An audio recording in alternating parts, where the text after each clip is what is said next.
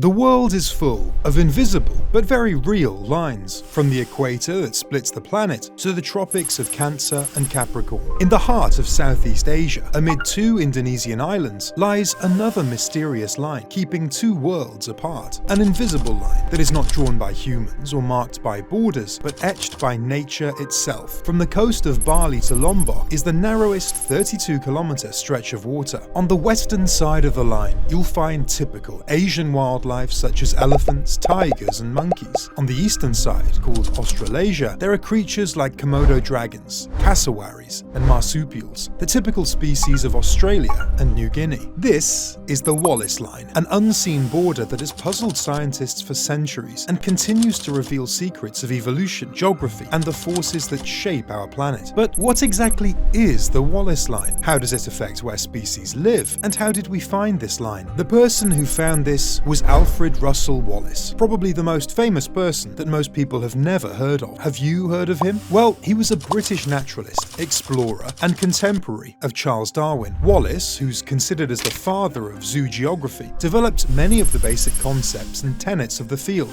combining the insights of others with his own experiences as a collector. Eventually, all the knowledge that he gained through his work led to his creation of the theory of evolution through natural selection. Our story begins in the mid-19th century, when Charles Darwin was conducting his famous studies in the Galapagos Islands. Wallace, on the other hand, had embarked on different journeys as well. He also travelled to South America, just as Darwin did, but Wallace was more interested in other parts of the world. Wallace's longest and most successful journey was across the Malay archipelago, what we now know as Indonesia and Malaysia. Wallace spent 8 years precisely documenting the region's flora and fauna, collecting over 125,000 specimens of insects, butterflies, birds, reptiles, and mammals. He also collected many different plant specimens, especially ferns. But it was not just the sheer diversity of life that caught his attention. Wallace was so obsessed with collecting butterflies that locals in the Malay archipelago often referred to him as the mad Englishman who chases butterflies. He once climbed a tree to catch a butterfly, only to realize he was stuck and had to call for help to get down. As he traveled between the islands of Bali and Lombok, he noticed a peculiar pattern. Despite the islands being separated by just 35 kilometers of water, the species on each island were remarkably different. On Bali, he found animals familiar to Asia, but on Lombok, just a short boat ride away, were species which are typically found in Australia. Wallace was struck by this clear contrast. How could two islands so close together host such dramatically different wildlife? He also noticed a high degree of endemism in several of the islands he visited. He for sure started to think it was as if an invisible barrier separated these animals, a line that dictated the rules of life and evolution itself. That is why I was only able to find these beautiful birds of paradise on this island. But what exactly is the Wallace Line? It is not a political border, and it is truly invisible because it is not marked by any physical structure. Instead, it is a biogeographical boundary that separates the ecozones of Asia and Australasia. How could this be easier explained? Well, to the west of this line, we have species that are predominantly Asian. Many of those are large mammals. Besides that, we also have very rich and dense tropical rainforests, located on islands such as Borneo and Sumatra. To the east, the species are uniquely Australasian, including marsupials and a wide range of birds found nowhere else on Earth, such as birds of paradise, one of the animals that sparked the greatest interest in Wallace. East of the Wallace Line, in regions like the eastern islands of Indonesia, such as Sulawesi and the Lesser Sunda Islands and New Guinea, the forest types shift noticeably. While some areas still contain tropical rainforests, there's a greater prevalence of monsoon forests, dry deciduous forests, savannas, and open woodlands. This divide is not random. It represents millions of years of evolutionary history, where species were shaped by the isolation of islands, changing sea levels, and the shifting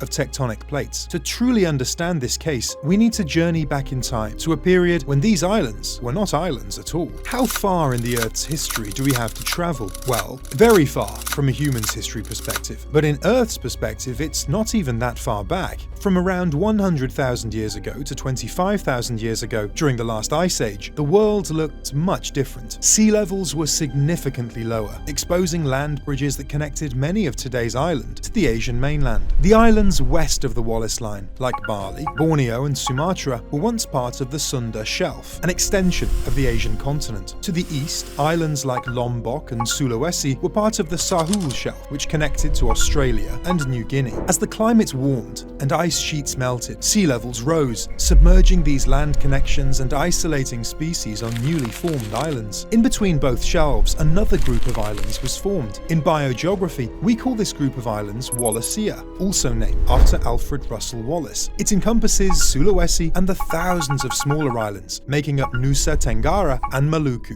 Within Wallacea lie some of the deepest seas in the world, with depths of up to 7,000 meters. No wonder that no animal dares to swim across this. This geographical isolation meant that species on either side of the Wallace Line could no longer intermingle. Over thousands of years, they evolved separately, adapting to their unique environments. This is why we see such stark differences in the wildlife on either side of this line today. Some of them are truly unique, and you won't believe your eyes how they look. Take, for example, one of the favorite animals of Alfred Russel Wallace that we mentioned earlier, the birds of paradise, which are found east of the Wallace Line. These birds are known for their vivid colors and elaborate mating dances, traits that evolved in the isolated forests of New Guinea. On the other side, the Sumatran tiger evolved to become a powerful predator in the dense jungles of Sumatra. Both evolved from common ancestors, but took drastically different evolutionary paths due to the environments to which they were confined. Another example is an animal called babirusa. This unusual wild pig, with its distinctive upward curving tusks, fascinated Wallace. He encountered the babirusa on the island of Sulawesi, then known as Celebes, and noted its strange and prehistoric appearance. Wallace's discovery of this natural divide therefore had profound implications for the scientific community. His observations were instrumental in shaping the field of biogeography, the study of the distribution of species and ecosystems in geographic space and through geological time. Wallace's work was so influential that it led him to independently conceive the theory of evolution by natural selection, the very same theory that Charles Darwin had been working on. Although Charles Darwin is often credited as the father of evolution, Wallace's contributions cannot be understated. His work in the Malay archipelago provided critical evidence for the theory of evolution, showing that species evolve not just in response to their immediate surroundings, but also due to the barriers that separate them from other populations. Wallace also introduced 17 biographic principles, many of which he came across from his research in Southeast Asia. Darwin rushed his book On the Origin of Species into print in 1859 when he learned that Wallace was about to publish a work with the same ideas. But Wallace was never jealous that Darwin received all the credit. The two men corresponded and exchanged scientific papers. Wallace's insights challenged the prevailing scientific views of the time and opened new avenues for research. His work remains a cornerstone in the field of evolutionary biology, inspiring countless scientists to explore the forces that shape our natural world. Interestingly, later in life, Wallace became fascinated in spiritualism, the belief that the living can communicate with the spirits of the dead. This belief distanced him from many of his scientific peers, including Darwin, but Wallace remained convinced that spiritualism and science could coexist. Theories are that he was introduced to these beliefs when he encountered several different indigenous groups of people in his exploration of the Malay archipelago, although we can just imagine what kind of curiosities he stumbled upon in that region. Today, the Wallace Line continues to be a subject of fascination and study for biologists and ecologists around the world. Scientists use it as a natural laboratory to understand how species adapt to different environments and how ecosystems change over time. The Wallace Line is also crucial for conservation efforts. The unique biodiversity on either side of the line is under threat from deforestation, climate change, and human activity. Some of these threats might have actually started with Wallace himself. After his return home, and after he showcased some of the specimens, he found it brought interest in some people too. Some wealthy Europeans were so fascinated by Wallace's discoveries that they began importing exotic pets from across the Malay archipelago, leading to some amusing situations where animals from both sides of the line ended up in the most unlikely places, such as in the gardens of some famous European royal families. Tragically, as Wallace predicted during his time in the region in the 19th century, many of the region's animals are now facing extinction. We have already lost forever several fascinating animals from that region, such as this beautiful Bali tiger, which went into extinction in the 1950s. By studying the Wallace Line, scientists hope to uncover the hidden unwritten rules that govern life on our planet. They are not just studying the past, they are looking for clues to protect the future of these species in a rapidly changing world. Through these efforts, we learn not just about the history of life on Earth, but also about the delicate balance that keeps our ecosystems thriving. The Wallace Line is more than just an invisible boundary. It is a testament to the resilience and adaptability of life. The Wallace Line is not just a scientific concept. It is a window into the history of our planet. It shows us how the world's geography and climate have shaped the life we see today. It reminds us that the Earth is a dynamic place where species and ecosystems are constantly evolving, adapting, and responding to the challenges around them. As we continue to study and explore, the Wallace Line challenges us to think about the invisible boundaries that shape our world, not just in nature, but in our own lives. It invites us to see beyond the surface, to look deeper, and to appreciate the complexity and wonder of our planet. The story does not end here, because the Wallace Line is not the only biogeographical boundary in the region. Further east, we find the Weber Line and the Lydecker Line, which provide even more nuanced divisions between Asian and Australasian species. Furthermore, we also have other similar boundaries on other continents, and one of them was just recently discovered. Do you know any of them? Write it down in the comments section and stay tuned for more amazing chapters that our planet writes about itself. I think you might enjoy this video as well.